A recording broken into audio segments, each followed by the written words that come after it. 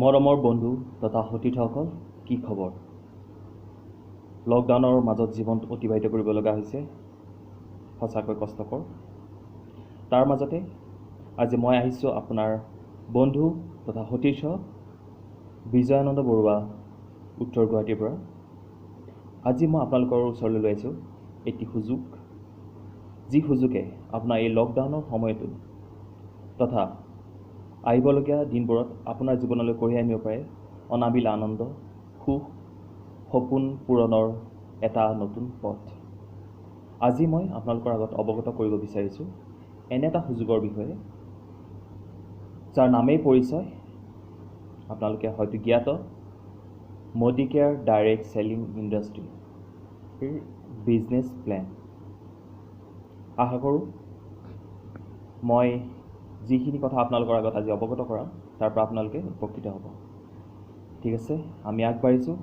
আজি আপোনালোকৰ আগত মই অৱগত কৰাম মডিকেয়াৰ কি, মডিকেয়াৰৰ বিজনেছ প্লেন কি, মডিকেয়াৰৰ যিবোৰ সামগ্ৰী উপলব্ধ, সামগ্ৰীবোৰ কেনেকুৱা ধৰণৰ, আৰু মডিকেয়াৰ আমি কিয় কৰিব লাগে তাৰ বিষয়ে মই আপোনালোকক অৱগত কৰাম। পোনপ্ৰথমে মডিকেয়াৰ কি এই কথা জানিব হ'লে আমি মডিকেয়াৰৰ বুৰঞ্জী বিষয়ে অলপ হ'লেও জানিব লাগিব। মডিকেয়াৰৰ বুৰঞ্জীৰ পাতনি মেলাৰ আগতে আমি উভতি যাব লাগিব আজিৰ পৰা প্ৰায় 80 বছৰ পিছৰলৈ, অৰ্থাৎ স্বাধীনোত্তৰ কাল 1932 চনলৈ,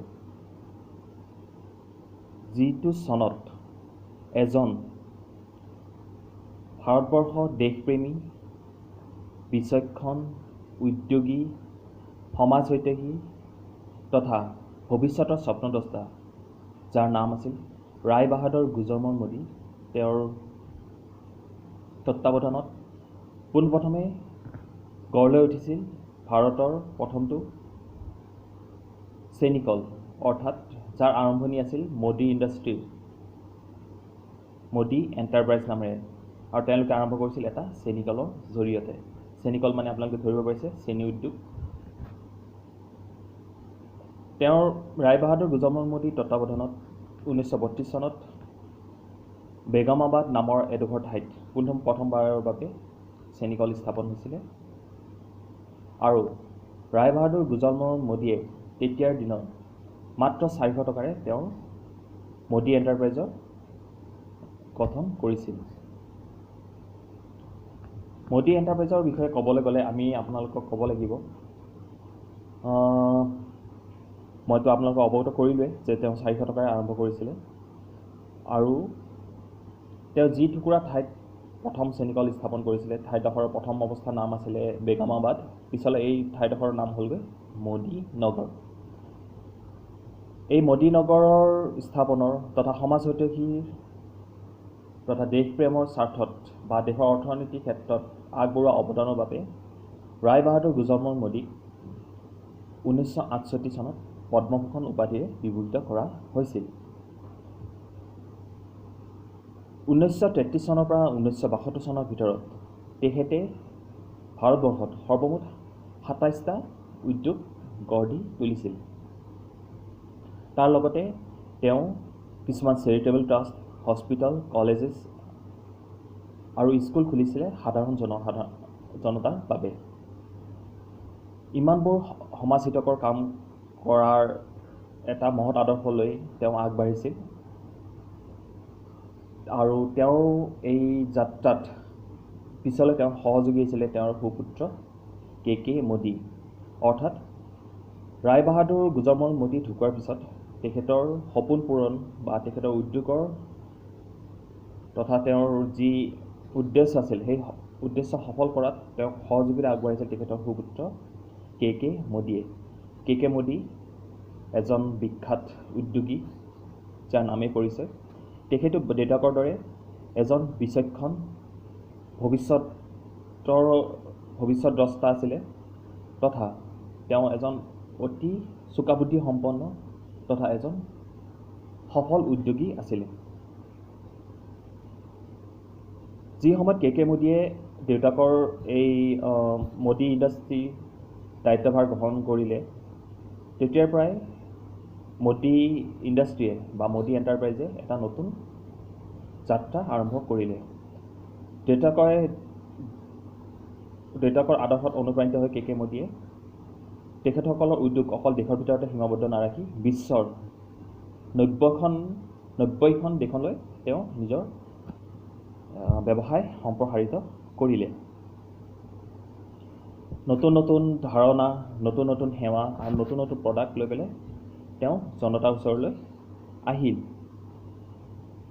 তেওঁ বহুতো বিদেশী খেলুৱৈ, বহুতো ডাঙৰ ডাঙৰ উদ্যোগী ভাৰতলৈ লৈ আহিছিলে আৰু তেওঁৰ উদ্দেশ্য আছিল যে তেওঁলোকে যিবোৰ বিদেশী উদ্যোগী আছিলে, বিদেশী আপোনাৰ ইণ্ডাষ্ট্ৰিয়েলিষ্ট আছিলে, তেওঁলোকে যাতে ভাৰতত বিনিয়োগ কৰে সেই কথাটো কে মোদীয়ে বিচাৰিছিলে।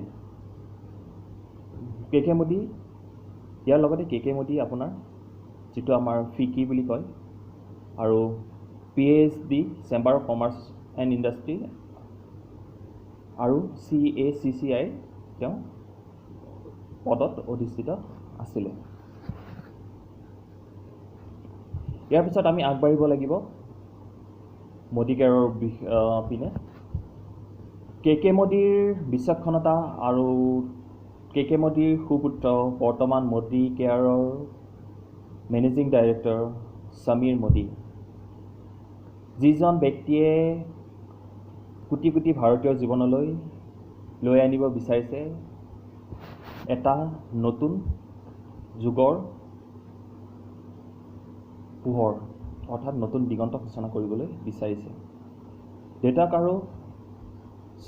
দেউতাক কে মোদী আৰু তেওঁৰ সুপুত্ৰ সমীৰ মোদীৰ তত্বাৱধানত 1996 চন ভাৰতৰ প্ৰথমটো ডাইৰেক্ট চেলিং ইণ্ডাষ্ট্ৰী মোদী কেয়াৰে জন্ম লাভ কৰে আৰু তেওঁলোকে মোদী কেয়াৰ জন্ম দিছিলে এটাই উদ্দেশ্য লৈ আৰু তেওঁলোকৰ মটো আছিলে সোচ বদলো, খুদ কো বদলো, দুনিয়া বদলো। অৰ্থাৎ প্ৰত্যেকজন ভাৰতীয়ই নিজৰ চিন্তাধাৰা সলনি কৰিব লাগিব, নিজক সলনি কৰিব লাগিব আৰু তাৰ লগে লগে নিজক সলনি কৰিলৈ নতুন চিন্তাধাৰাৰে আমি কি কৰিব লাগিব, গোটেই বিশ্বক সলনি কৰিবলৈ লাগিব। অৰ্থাৎ তেওঁলোকে বিচাৰিছে যে প্ৰত্যেকজন ভাৰতীয় নাগৰিকে আৰ্থিক সচ্ছলতা লাভ কৰে, লগতে তেওঁলোকৰ যিবোৰ সপোন আছে, বহুত মানুহৰ সপোন জীৱনকালত হয়তো পূৰণ নহয় আৰু সেই যিবোৰ সপোন পূৰণ কৰা, যিটো অবাস্তৱ যেন লাগে, যিবোৰ মানে কেতিয়াও ঢুকি নোপোৱা যেন লাগে, তেনেবোৰ সপোনক এটা বাস্তৱ ৰূপ দিবলৈ তেওঁলোকে যত্নপৰ হৈছিল। সমীৰ মোদীৰ ধ্যান ধাৰণা, বিচক্ষণতা, বুদ্ধি সকলো ককাক আৰু দেউতাকৰ দৰেই আছিলে। তেখেতো আছিল সমাজ হিতৈষী, দেশৰ হিতৰ কাৰণে চিন্তা কৰা, দেশৰ অৰ্থনীতি যাতে বৃদ্ধি হয়, দেশ যে সফলতাৰ দিশত আগবাঢ়িব পাৰে, দেশৰ প্ৰত্যেকজন মানুহে যাতে সুনাগৰিক হিচাপে জীৱন যাপন কৰিব পাৰে, তেওঁ তাৰ বাবে অহৰহ চিন্তা কৰি আগবাঢ়ি আহিছে। তেখেতৰ প্ৰধান উদ্দেশ্য আছিল, অৰ্থাৎ তেখেত মানে আপোনাৰ সমীৰ মোদীৰ প্ৰধান উদ্দেশ্য আছিলে যে আমি আমাৰ যিখিনি কোম্পানীৰ জৰিয়তে আমি যিখিনি উপাৰ্জন কৰিম তাৰে আধাতকৈ বেছি অংশ আমি আকৌ জনতাৰ মাজত বিলাই দিম, যাতে জনতাই সুফল লাভ কৰিব পাৰে। বৰ্তমান সমীৰ মোদী কেয়াৰৰ মেনেজিং ডাইৰেক্টৰ হোৱাৰ উপৰিও Asia Pacific chamber of commerce and industry আৰু ফিকিৰ এক্সিকিউটিভ কমিটিৰ মেম্বাৰ হয়। এতিয়া আগবাঢ়িছোঁ মোদী কেয়াৰ ইণ্ডাষ্ট্ৰীটোৰ বিষয়ে ক'বলৈ। আপোনালোকে অৱগত হ'ল মোদী কেয়াৰ আৰম্ভ হৈছিলে 1996 চনত আৰু এটা মহৎ উদ্দেশ্য লৈ মোদী কেয়াৰ আমাৰ ভাৰতীয়সকলৰ মাজলৈ আহিছিলে। মোদী কেয়াৰত সেৱা আৰু যি সামগ্ৰী অতিকৈ উচ্চ স্তৰৰ। পোনপ্ৰথমে আমি আহোঁ মোদী কেয়াৰৰ সামগ্ৰীৰ বিষয় লৈ। মোদী কেয়াৰত প্ৰায় 500ৰো অধিক সামগ্ৰী উপলব্ধ আৰু এই সামগ্ৰীসমূহ হৈছে আমি দৈনন্দিন জীৱনত ব্যৱহাৰ কৰা অৰ্থাৎ ৰাতিপুৱা শুই উঠাৰ পৰা ৰাতি শোৱাৰ আগমুহূৰ্তলৈ যিবোৰ সামগ্ৰী আমি সাধাৰণতে ব্যৱহাৰ কৰোঁ এই সকলোবোৰ সামগ্ৰী প্ৰায় 80% মোদী কেয়াৰত উপলব্ধ। ইয়াৰ ভিতৰত আপোনাৰ আছে ৱেল প্ৰডাক্ট আছে, কসমেটিক প্ৰডাক্ট আছে, আপোনাৰ পাৰ্চনেল কেয়াৰৰ আছে, স্কিন কেয়াৰ আছে, অৰেল কেয়াৰ আছে, হেয়াৰ কেয়াৰ আছে, এগ্ৰিকালচাৰ কেয়াৰ আছে, কাৰ কেয়াৰ আছে, ফুড এণ্ড বেভাৰেজ আছে, বেবী কেয়াৰ আছে, জুৱেলাৰী আছে, লণ্ড্ৰি কেয়াৰ আছে, এক্সেট্ৰা এক্সেট্ৰা আৰু নতুন নতুন সামগ্ৰী প্ৰতিদিনে মোদী কেয়াৰলৈ আহিবলৈ ধৰিছে অৰ্থাৎ মোদী কেয়াৰৰ সামগ্ৰীৰ লগত নতুন নতুন সামগ্ৰী যোগ হ'বলৈ ধৰিছে। মোদী কেয়াৰৰ সামগ্ৰীৰ বিষয়ে মই আন এটা কথা ক'ব গ'লে মোদী কেয়াৰৰ সামগ্ৰী হ'ল বিশ্বস্তৰৰ অৰ্থাৎ বিশ্ব মানদণ্ডৰ বুলি ক'ব গ'লে এই সামগ্ৰীসমূহ আপোনাৰ অৰ্গেনিক হয়, বায়'ডিগ্ৰেডেবল হয় আৰু লগতে এই সামগ্ৰীবোৰ 100% শুদ্ধ হয় অৰ্থাৎ শুদ্ধতাৰ পৰিমাণ 100% এই সামগ্ৰীবোৰত পোৱা যায়। মোদী কেয়াৰৰ ইয়াৰ উপৰিও আমি এতিয়া মোদী কেয়াৰৰ সামগ্ৰীৰ বিষয়ে অৱগত হ'লোঁ। ইয়াৰ পিছত আমি আহিম মোদী কেয়াৰৰ সেৱাৰ বিষয়ে অৰ্থাৎ মোদী কেয়াৰৰ ছাৰ্ভিচ। মোদী কেয়াৰে কেনেকুৱা ধৰণৰ ছাৰ্ভিচ কৰে তাৰ আগতে মোদী কেয়াৰৰ বিষয়ে মই অলপ আপোনালোকক জনাই ল'ব লাগিব। মোদী কেয়াৰৰ কিছুমান বৈশিষ্ট্যৰ কাৰণে মোদী কেয়াৰ আজি ভাৰতবৰ্ষৰ প্ৰথমটো ডাইৰেক্ট চেলিং ইণ্ডাষ্ট্ৰী হ'বলৈ গৈ আছে। কাৰণ মই বৈশিষ্ট্যকেইটা কৈ দিছোঁ। মোদী কেয়াৰ হ'ল highest pay out in India, ভাৰতবৰ্ষৰ আটাইতকৈ বেছি উপাৰ্জনৰ বেছি অংশ বিতৰণ কৰা একমাত্ৰ ডাইৰেক্ট চেলিং কোম্পানী। তেখেতসকলে নিজৰ উপাৰ্জনৰ অৰ্থাৎ নিজৰ উদ্যোগৰ উপাৰ্জনৰ 62% অৰ্থাৎ 62% আপোনাৰ যিখিনি তেওঁলোকৰ কনচালটেণ্ট থাকে, তেওঁলোকৰ গ্ৰাহক থাকে, তেওঁলোকৰ মাজত বিতৰণ কৰি দিয়ে। তেওঁলোকৰ বিজনেছ প্লেনত আপোনাৰ আছে কিউমুলেটিভ, তেওঁলোকৰ যিহেতু বিজনেছটো কিউমুলেটিভ বিজনেছ অৰ্থাৎ সদায় বৰ্ধিত বিজনেছ অৰ্থাৎ বৰ্ধিত ব্যৱসায় হয়, সদায় বাঢ়ি গৈ থাকে। সেইবাবে মোদী কেয়াৰৰ লগত যোন জড়িত হয় তেখেতসকলৰ যিটো উপাৰ্জন কেতিয়াও কমি নাহে, এই উপাৰ্জনটো ক্ৰমান্বয়ে বাঢ়ি থাকে আৰু আজীৱন বাঢ়ি থাকে। আৰু মোদী কেয়াৰৰ উপাৰ্জনৰ লগে লগে মোদী কেয়াৰে আপোনাক এজন গ্ৰাহকক কিছুমান লেভেল এচিভ কৰাত সহায় কৰে অৰ্থাৎ তেওঁলোকক কিছুমান পদবী তেওঁলোকক প্ৰদান কৰে। মোদী কেয়াৰৰ সকলো প্লেন সকলো জনসাধাৰণৰ বাবে অৰ্থাৎ আমাৰ সমাজত বাস কৰা প্ৰতিটো বৰ্গৰ বা প্ৰতিটো শ্ৰেণীৰ ব্যক্তিয়ে মোদী কেয়াৰৰ সেৱা লাভ কৰিব পাৰে আৰু মোদী কেয়াৰৰ লগত জড়িত হ'বলৈ তেওঁলোকে কোনো ধৰণৰ ফিজ দিব নালাগে অৰ্থাৎ মোদী কেয়াৰত জড়িত হ'বলৈ কোনো ধৰণৰ জইনিং ফিজ নাথাকে। মোদী কেয়াৰত কোনো ধৰণৰ ৰিনিউৱেল ফিজ নাথাকে।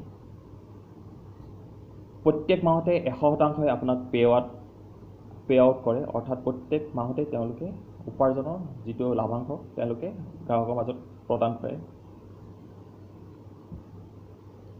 মোদী কেয়াৰৰ জৰিয়তে নতুন আপোনাৰ মনত নতুন যিবোৰ সপোন আপোনাৰ মনত আহে, আপুনি ভাবে মই পূৰণ কৰিব বিচাৰোঁ, সেই সপোনবোৰ পূৰণ কৰাত মোদী কেয়াৰে সহায় কৰে।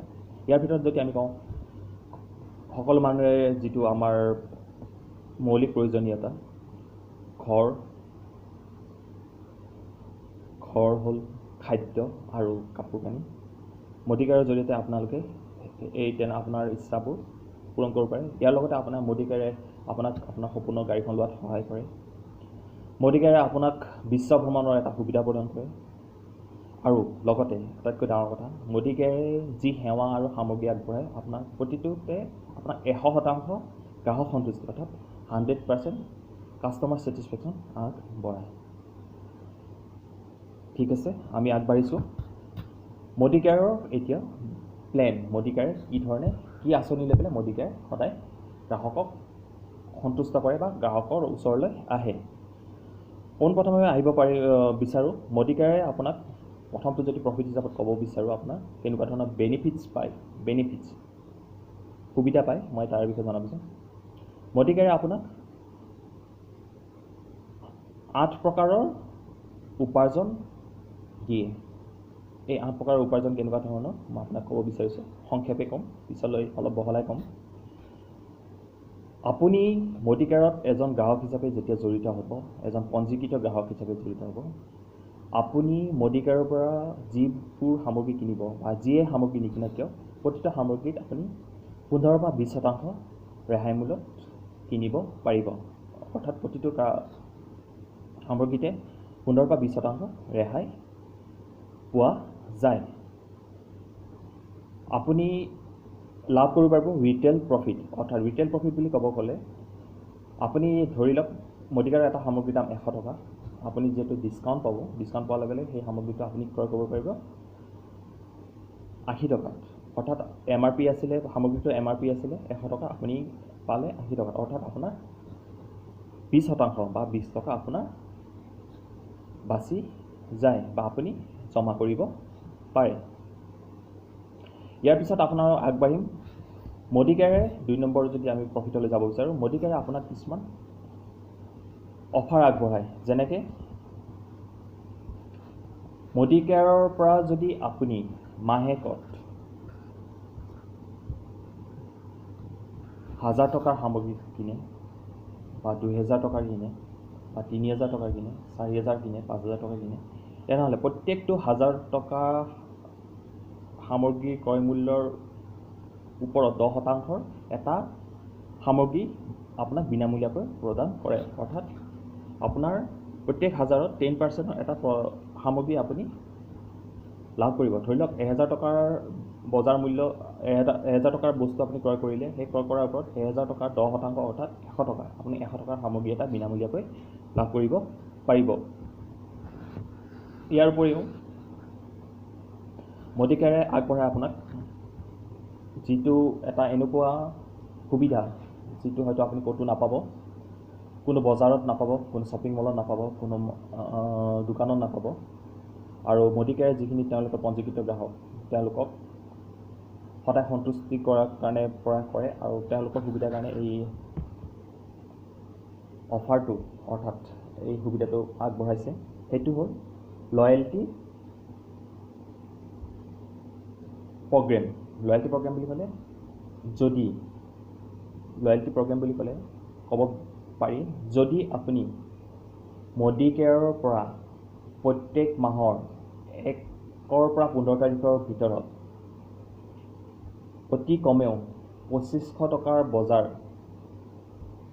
অৰ্থাৎ 2500 টকাৰ বস্তু ক্ৰয় কৰে, তেনেহ'লে এই 2500 টকাৰ বজাৰটো আপুনি যদি ক্ৰমান্বয়ে 6 মাহলৈ কণ্টিনিউ কৰে, 6 মাহলৈ ক্ৰমান্বয়ে ক্ৰয় কৰে, তেনেহ'লে 7 নম্বৰ মাহত মোদী কেয়াৰে আপোনাক 2500 টকাৰ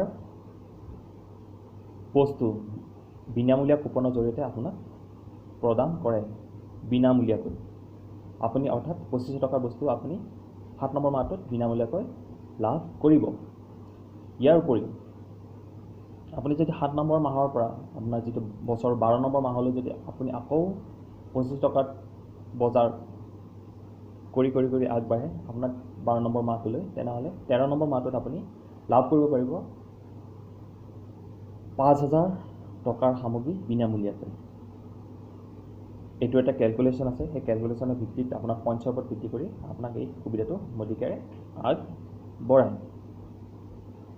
ইয়াৰ উপৰিও মোদী কেয়াৰে আপোনাক আন এটা সুবিধা আগবঢ়ায়। মোদী কেয়াৰৰ প্ৰত্যেকটো সামগ্ৰীৰ ওপৰত আপোনাৰ মোদী কেয়াৰৰ যি বৰ্তমানৰ MD সমীৰ মোদী, তেখেতে 100% ছেটিছফেকশ্যনৰ গেৰেণ্টি আগবঢ়ায় আৰু প্ৰত্যেকটো সামগ্ৰীৰ ওপৰত আপোনাৰ তেখেতৰ ছিগনেচাৰ পাব। আৰু লগতে তেওঁ লিখা থাকে এটা বাক্য মই পঢ়ি দিছোঁ, I personally guarantee full refund of your money if you are not 100% satisfied with the quality of the product. Samir Modi, Modi care. এইদৰে আপুনি প্ৰত্যেকটা সামগ্ৰীৰ ওপৰতে লিখা দেখা পাব। অৰ্থাৎ আপোনাৰ গ্ৰাহক সন্তুষ্টিৰ ওপৰত মোদী কেয়াৰে অতিকৈ জোৰ দিয়ে। মোদী কেয়াৰে আপোনাক গ্ৰাহক সন্তুষ্টি দিয়াৰ লগে লগে আপোনাৰ আৰু এটা লগত সুবিধা দিয়ে। আপুনি যদি কোনো এটা সামগ্ৰী ব্যৱহাৰ কৰি 100% ছেটিছফাইড নহয়, তেনেহ'লে আপুনি সেই সামগ্ৰীবিধ পুনৰ উভতাই দিবলৈ পাৰে। তেতিয়া আপোনাক 100% কেছবেক তেওঁলোকে প্ৰদান কৰে। এইখিনি এজন সাধাৰণ গ্ৰাহকৰ যিখিনি বেনিফিটছ মডিকেয়াৰৰ পৰা পাব পাৰি মই আপোনাক জনালোঁ। ইয়াৰ লগত আৰু এটা আছে, মই জনাব বিচাৰিছোঁ। মই আপোনালোকক আগতে অৱগত কৰিছোঁ যে মডিকেয়াৰ হ'ল একুমুলেটিভ বিজনেছৰ ওপৰত বেছড। তেওঁলোকে জনসাধাৰণৰ কাৰণে কাম কৰে।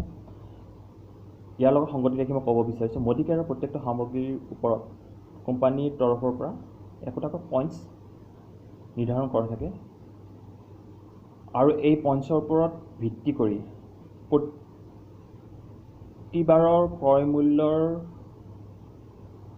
মুঠ ক্ৰয় মূল্যৰ ওপৰত 7% পৰা 22% আপোনাক এটা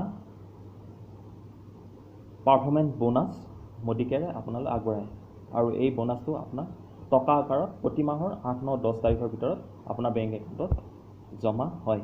এইটো এটা ডাঙৰ সুবিধা আৰু একুমুলেটিভ হোৱাৰ বাবে এই যিটো আপোনাৰ উপাৰ্জন অৰ্থাৎ যিটো আপোনাৰ বেংকত টকা জমা হয় এইটো কেতিয়াও কমি নাযায়, ক্ৰমান্বয়ে ইয়াৰ বাঢ়ি যায়। আৰু এবাৰ যদি আপুনি উপাৰ্জন কৰিব ধৰে, এই উপাৰ্জনৰ পৰিমাণটো কেতিয়াও কমি নাহে, অৰ্থাৎ উপাৰ্জনৰ পৰিমাণটো বাঢ়ি যায়। এইখিনি আছিল এজন সাধাৰণ গ্ৰাহকে লাভ কৰা কিছুমান মডিকেয়াৰৰ পৰা আজীৱন লাভ কৰি থাকিব পৰা সুবিধা। এজন সাধাৰণ গ্ৰাহক হিচাপে যদি আপুনি মডিকেয়াৰত থাকিব বিচাৰে, তেনেহ'লে আপোনাৰ এটা সীমাবদ্ধতা থাকিব। আপুনি জীৱনভৰ 22%লৈ উপাৰ্জন কৰি থাকিব পাৰিব। কিন্তু আপুনি যদি ভাবে যে মই জীৱনভৰ 22% উপাৰ্জন কৰাৰ উপৰিও মই আৰু কিছুমান মডিকেয়াৰে আগবঢ়োৱা সুবিধা লাভ কৰিব বিচাৰোঁ, তেনেহ'লে আপুনি অতি সহজে লাভ কৰিব পাৰে। তাৰ ভিতৰত মই ক'ব বিচাৰিছোঁ সুবিধাবোৰৰ ভিতৰত মডিকেয়াৰ মই আপোনাক আগতে অৱগত কৰাইছোঁ। মডিকেয়াৰ হ'ল আপোনাৰ একুমুলেটিভ বিজনেছ অৰ্থাৎ ইনক্ৰিজ, সদায় বাঢ়ি থকা ব্যৱসায় ওপৰত ভিত্তি কৰি আগবাঢ়ে।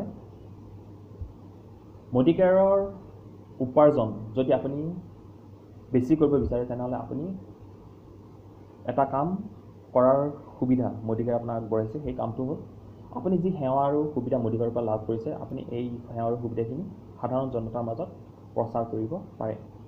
যদি আপোনাৰ সেৱা আৰু সুবিধাৰ কথা শুনি কোনো গ্ৰাহক যদি বা কোনো ব্যক্তি যদি সন্তুষ্ট হয় আপোনাৰ জৰিয়তে এই মডিকেয়াৰৰ লগত জড়িত হ'ব বিচাৰে, তেতিয়াহ'লে মডিকেয়াৰে আপোনাক সেই গ্ৰাহকজনে যি সামগ্ৰী ক্ৰয় কৰিব তাৰ ওপৰত আপোনাক এটা পাৰ্চেণ্টেজ মানে আপোনাৰ এটা টকা আপোনাৰ একাউণ্টত তেওঁ জমা দিব। সেইদৰে আপুনি উপাৰ্জনৰ বৃদ্ধি কৰিব পাৰে। অকল এজন ব্যক্তিয়ে নহয়, আপুনি সমাজৰ প্ৰত্যেকজন ব্যক্তিকে ক'ব পাৰে আৰু যি ইচ্ছুক ব্যক্তি আহিব বা মডিকেয়াৰত জড়িত হ'ব, প্ৰত্যেকজন ব্যক্তিৰ পৰাই আপুনি একেধৰণৰ সুবিধা লাভ কৰিব।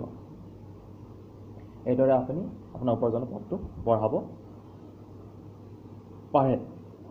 ইয়াৰ উপৰি মডিকেয়াৰৰ আপোনাৰ যেতিয়া আমি 22%ত গৈ আপুনি উপস্থিত হ'ব, তেতিয়া আপুনি এটা প্ৰেষ্টিজিয়াছ লেভেল আপুনি লাভ কৰিব, যাক আমি ডাইৰেক্টৰ বুলি কওঁ। অৰ্থাৎ আপুনি মডিকেয়াৰত এজন ডাইৰেক্টৰ হিচাপে কাম কৰিব।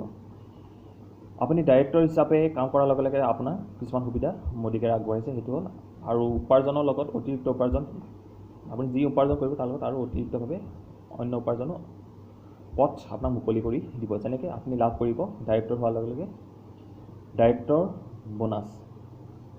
কিন্তু ডাইৰেক্টৰ বোনাছ লাভ কৰিবলৈ হ'লে আপুনি যিটো ডাইৰেক্টৰ লেভেল সেইটো আপুনি কোৱালিফাই কৰিব লাগিব। তাৰ বাবে কিছুমান নিৰ্দিষ্ট পইণ্টছ ধৰা থাকে, আপুনি সেই পইণ্টছখিনি ৰিচিভ কৰিব লাগিব। আপুনি অকলে নহয়, আপোনাৰ লগত যিমানবোৰ ব্যক্তি আছে জড়িত হ'ব, তেওঁলোকৰ জৰিয়তে আপুনি এই পইণ্টছসমূহ লাভ কৰিব লাগিব। অৰ্থাৎ আপুনি ডাইৰেক্টৰৰ কাৰণে কোৱালিফাই হ'ব লাগিব। এইদৰে আপুনি আগবাঢ়িব পাৰিব।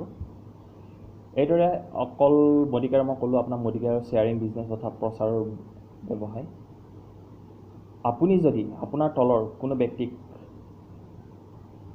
গ্ৰাহকৰ হিচাপে জড়িত কৰাই আপুনি যদি তেওঁক ডাইৰেক্টৰ লেভেললৈ লৈ আহিব পাৰে, অৰ্থাৎ আপুনি তেতিয়া আপুনি এটা ডাইৰেক্টৰ ওপৰ লেভেল ছিনিয়ৰ ডাইৰেক্টৰ লেভেললৈ আপুনি যাব পাৰিব। আৰু তাৰ লগে লগে আপুনি আন এটা সুবিধা লাভ কৰিব, সেইটো হ'ল ট্ৰেভেল ফাণ্ড। অৰ্থাৎ আপুনি ছিনিয়ৰ ডাইৰেক্টৰ হোৱাৰ লগে লগে, অৰ্থাৎ আপোনাৰ তলত এজন ডাইৰেক্টৰ হোৱাৰ লগে লগে, আপুনি লাভ কৰিব ট্ৰেভেল ফাণ্ড। ট্ৰেভেল ফাণ্ড হ'ল আপোনাৰ কোম্পানীৰ যিটো আপোনাৰ মডিকেয়াৰ কোম্পানীৰ যিটো মাহেকীয়া টাৰ্ণ অভাৰ থাকে, তাৰ ওপৰত আপোনাক 3% ট্ৰেভেল ফাণ্ডৰ কাৰণে তেওঁলোকে আগবঢ়াব।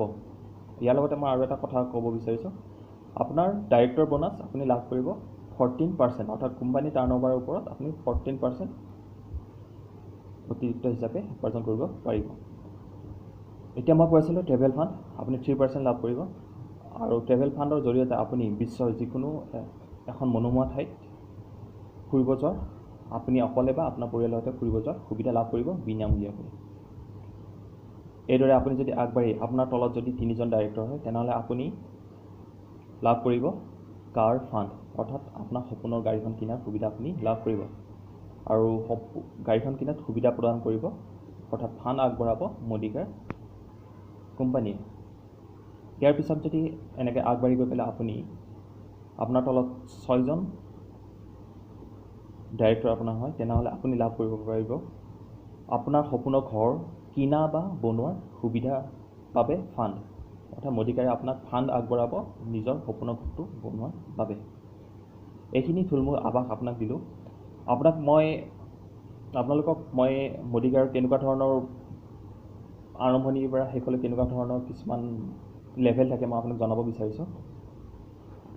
আপুনি যেতিয়া গ্ৰাহক হিচাপে সোমাব, তেতিয়া আপুনি যিকোনো কৰমূল্যৰ পৰা 7% লাভ কৰিব। আপোনাক মই ক'লোঁ, আপোনাক এইটো বাঢ়ি যায়। আপোনাৰ আপুনি যেতিয়া মডিকেয়াৰত পোনপ্ৰথমবাৰৰ বাবে সোমাব, তেতিয়া আপুনি কনচালটেণ্ট হিচাপে সোমাব পাৰিব। তেতিয়া আপোনাৰ লেভেলটো থাকিব, আপোনাৰ যিটো পাৰফৰ্মেঞ্চ বোনাছ থাকিব, সেই পাৰ্চেণ্টেজ থাকিব আপোনাৰ 7%। তাৰপিছত আপুনি লাভ কৰিব senior consultant 10%, associate supervisor 13%, deputy supervisor 16%, supervisor 19%, আৰু ডাইৰেক্টৰ 22%। এইটোৱে আপুনি পাৰ্চেণ্টেজ ৱাইজ আপুনি বাঢ়িও যাব, আপুনি ইনকাম কৰিব পাৰিব, লগতে আপুনি কিছুমান ইয়াতে লেভেল এচিভ কৰিব পাৰিব। ইয়াৰ পিছত যেতিয়া আপুনি ডাইৰেক্টৰ পাব, ডাইৰেক্টৰ পিছত আপুনি ক্ৰমান্বয়ে ওপৰলৈ যাব পাৰিব। ডাইৰেক্টৰ পিছত আপুনি লাভ কৰিব senior director, executive director, senior executive director, platinum director, presidential director, crown diamond director, royal black diamond director আৰু গ্ল'বেল ব্লেক ডায়মণ্ড ডাইৰেক্টৰ। এইটো হ'ল টপ মোষ্ট পজিশ্যন। আপোনাৰ ডাইৰেক্টৰ বোনাছ আপোনাৰ 9th জেনেৰেশ্যনৰ, অৰ্থাৎ 9টা জেনেৰেশ্যনলৈ আপোনাক ইনকাম আগবঢ়ায়। আপুনি ডাইৰেক্টৰৰ পৰা গ্ল'বেল ব্লেক ডায়মণ্ড ডাইৰেক্টৰ পাবলৈ হ'লে কিছুমান আপোনাৰ কোৱালিফাইং কণ্ডিশ্যন থাকিব, সেইবোৰ আপুনি এচিভ কৰিব লাগিব। সময় বাগৰৰ লগে লগে যিমান মানুহ আপোনাৰ লগত জড়িত হৈ থাকিব, অতি সহজে আপুনি এই পজিশ্যনটো এচিভ কৰিব পাৰিব। অতি সহজ। মডিকেয়াৰ কোনো ধৰণৰ চেইন বিজনেছ নহয়, মডিকেয়াৰ কোনো ধৰণৰ চেলছৰ বিজনেছ নহয়। ইয়াৰ সেৱা আৰু সামগ্ৰীৰ আপুনি উপভোক্তা হওক, আৰু লগতে সমাজক ইয়াৰ সুবিধা আৰু সেৱাৰ বিষয়ে অৱগত কৰক। লগতে আপুনি আপোনাৰ লগতে আপোনাৰ সমাজৰ হিতৰ বাবে কাম কৰক, আৰু সমাজৰ সকলো ব্যক্তিক ইয়াৰ লগত জড়িত কৰাই তেওঁলোকক আগবঢ়াৰ, অৰ্থাৎ সপোন পূৰণ কৰাৰ তথা আৰ্থিক সচ্ছলতা অনাৰ ক্ষেত্ৰত তেওঁলোকক সহায় কৰক। ইয়াৰ উপৰিও মডিকেয়াৰৰ আন কিছুমান প্ৰতি মাহত কিছুমান অফাৰ কিছুমান থাকে, যেনেকৈ আপোনাৰ 10 কাদম। আপুনি যদি 1 তাৰিখৰ পৰা 10 তাৰিখৰ ভিতৰত 2500 টকাৰ বস্তু বজাৰ কৰিব পাৰে, তেনেহ'লে আপুনি 10 কাদমৰ ভিতৰত সোমাব পাৰে, আৰু তাৰ জৰিয়তে আপুনি যদি লাকি ড্ৰ হয়, লাকি ড্ৰৰ জৰিয়তে আপুনি লাভ কৰিব পাৰিব ৱাশ্বিং মেচিনৰ পৰা আদি কৰি বিভিন্ন ধৰণৰ সামগ্ৰী, যিটো লাগতিয়াল সামগ্ৰী। আৰু কেতিয়াবা বাম্পাৰ অফাৰ থাকিলে আপুনি গাড়ীও লাভ কৰিব পাৰে।